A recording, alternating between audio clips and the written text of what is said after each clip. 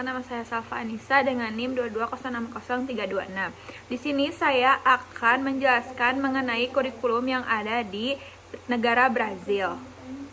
Langsung saja ke materi mengenai profil dari negara Brazil itu sendiri. Ini adalah lambang dan bendera negara Brazil. Nama resmi dari Brazil itu adalah Republik Federatif Brazil atau República Federativa da Brasil.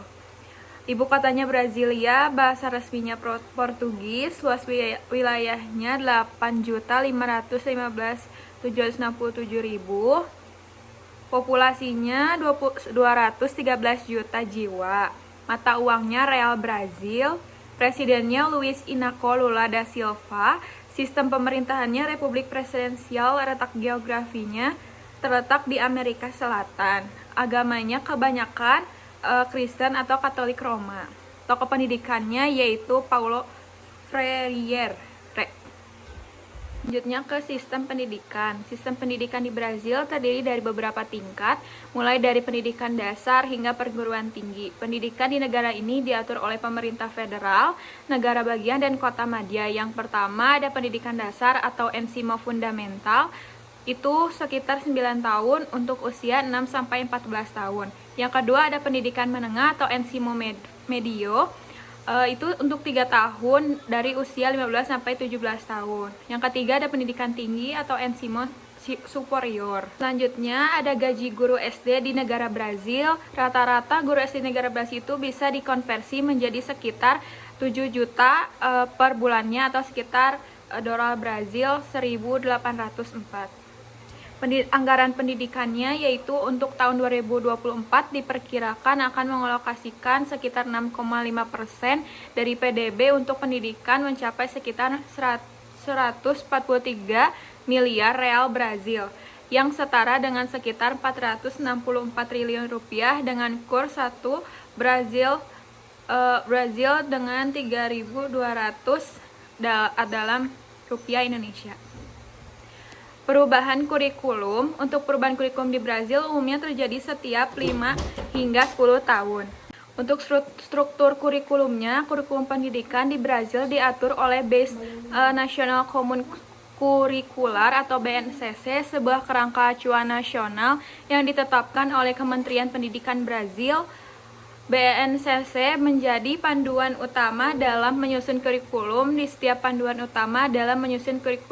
jenjang pendidikan, dari pendidikan dasar hingga menengah, dan mengatur standar pembelajaran minimal yang harus dicapai oleh siswa di sekolah di seluruh negeri.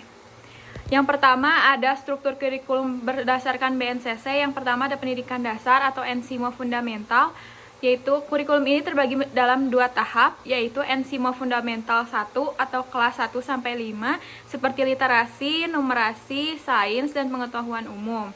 Yang kedua ada ensino fundamental 2, kelas 6-9, mata pelajaran lebih khusus seperti matematika, bahasa Portugis, geografi, sejarah, sains, fisika, biologi, kimia, serta pendidikan jasmani dan seni. Selanjutnya ada pendidikan menengah atau ensino medio. Kurikulum pendidikan menengah menekankan pembelajaran yang lebih mendalam dalam berbagai bidang ilmu, seperti bahasa Portugis, matematika, ilmu sosial, ilmu alam biologi, fisika, kimia, serta pendidikan jasmani. Yang ketiga ada pendidikan kejuruan Educatio Profissional e Tecnologica. Kurikulum kejuruan difokuskan pada keterampilan praktis mulai sesuai dengan kebutuhan pasar kerja.